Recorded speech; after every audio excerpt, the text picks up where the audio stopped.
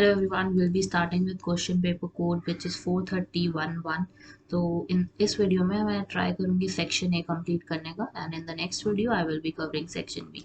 तो स्टार्ट करते हैं फर्स्ट क्वेश्चन से of section A. First of all and it is based of A P. यहाँ पे आपको दिया हुआ था कि आपके पास ए की वैल्यू 50 है, डी की वैल्यू -4 है, एस एन की वैल्यू 0 है। तो यहाँ से ये समझ आता है कि आपको एस एन का फॉर्मूला यूज़ करना था ताकि आप एन निकाल सकते। एस एन का फॉर्मूला क्या होता है? n/2 2a n-1 and d।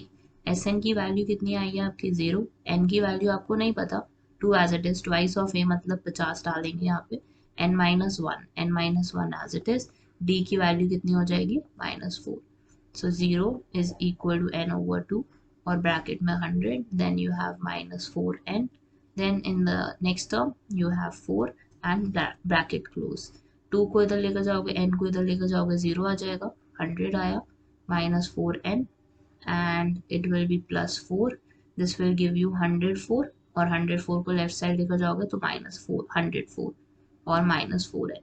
n की वैल्यू कितनी आ जाएगी? 104/4 कैंसिल कर दो, ये आ गया 2 और ये आ जाएगा आपका 26 आ जाएगा n की वैल्यू।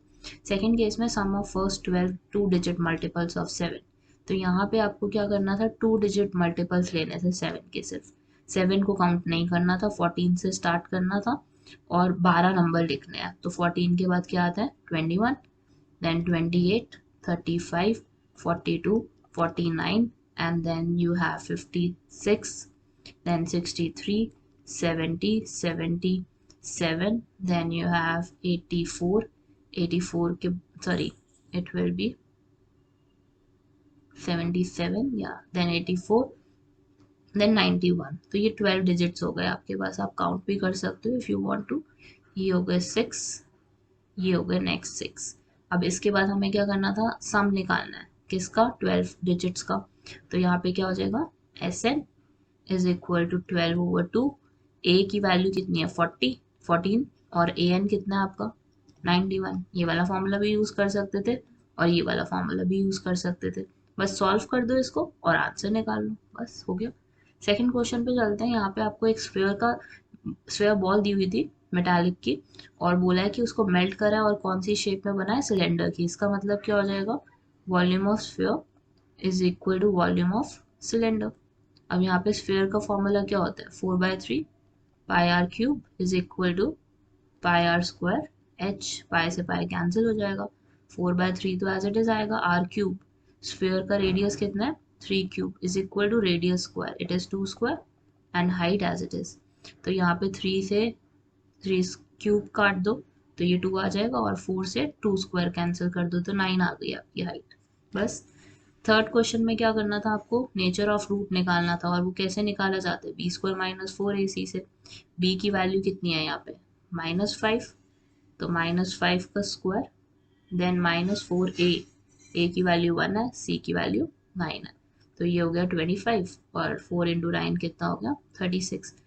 25 - 36 कितना हो जाएगा आपका? It will be 6 and 5 11 -11। और अगर हमारी d की वैल्यू लेस देन 0 है तो इसका मतलब क्या होता है? There exist no real roots. अब नेक्स्ट क्वेश्चन में आपको क्या करना था? क्वाड्रेटिक इक्वेशन बनानी थी। और क्वाड्रेटिक इक्वेशन कैसे बनती है? जब आपके पास रूट है अल्फा और बीटा तो आप सबसे पहले उसका सम लोगे, तो अल्फा प्लस बीटा कितना हो जाएगा आपका? It will be 2। Alpha dot beta कितना हो जाएगा? -15। अब आपने क्या करना है? इक्वेशन बनानी है x² - alpha plus beta x plus alpha dot beta. x² as it is, alpha plus beta की वैल्यू कितनी है? 2। अल्फा डॉट बीटा कितना है? -15। So yes, it is x² - 2x - 15। This is your answer for B part. Fourth question में आपको क्या करना है? मोड निकालना है। अब मोड कैसे निकालते हैं? सबसे पहले तो हम देखेंगे मैक्सिमम क्लास फ्रीक्वेंसी कितनी है, it is 12।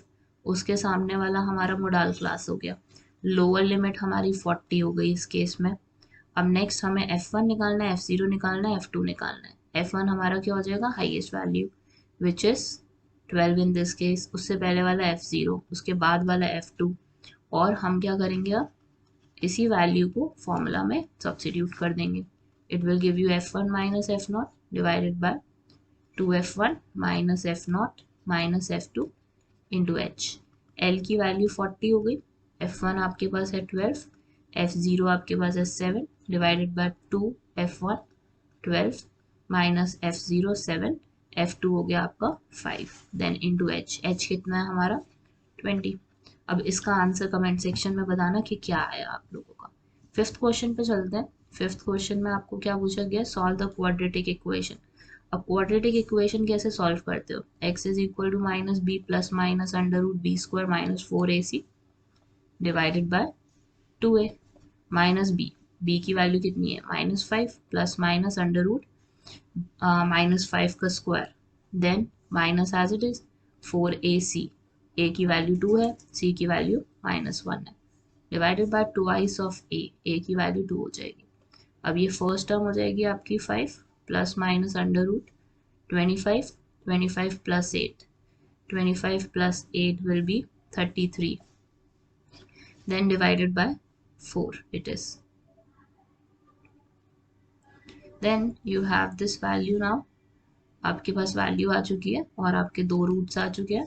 One will be 5 plus root 33 divided by 4, 5 minus root 33 divided by 4। Then you have the last question which is very simple और एनसीईआरटी बेस्ड क्वेश्चन था ये बिल्कुल। यहाँ पे आपको ये वाला एंगल दिया हुआ है 70 और आपसे पूछा है कि पी ओ ए कितना होगा। तो आपको पता है रेडियस और टेंजेंट के बीच में एंगल कितना होता है 90।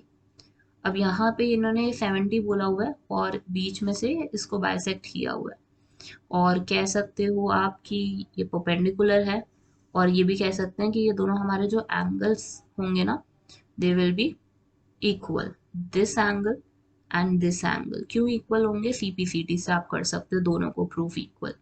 कौन सी कॉन्ग्रेंसी लगेगी, एसएसएस कॉन्ग्रेंसी दोनों ट्राइंगल्स के लिए। उससे हम कह सकते हैं कि हमारा angle APO is equal to angle OPB और जैसे ये इक्वल हो जाएंगे तो उसके बाद आप लगा सकते हो अपनी थ्योरम और इससे हमें ये भी पता चल जाएगा हमारा एंगल OPA क्या है, हाफ ऑफ एंगल APB।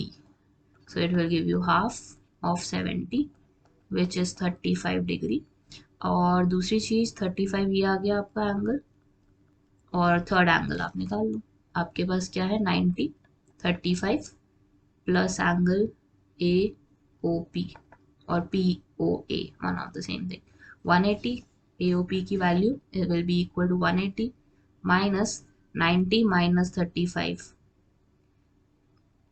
90 बचा हमारे पास, 180 में से 90 का 90, 90 minus 35 is equal to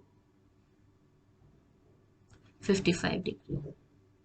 So yes, 55 degree is the answer to angle POA. So yes, we'll be moving to section B in the next video. So do watch that.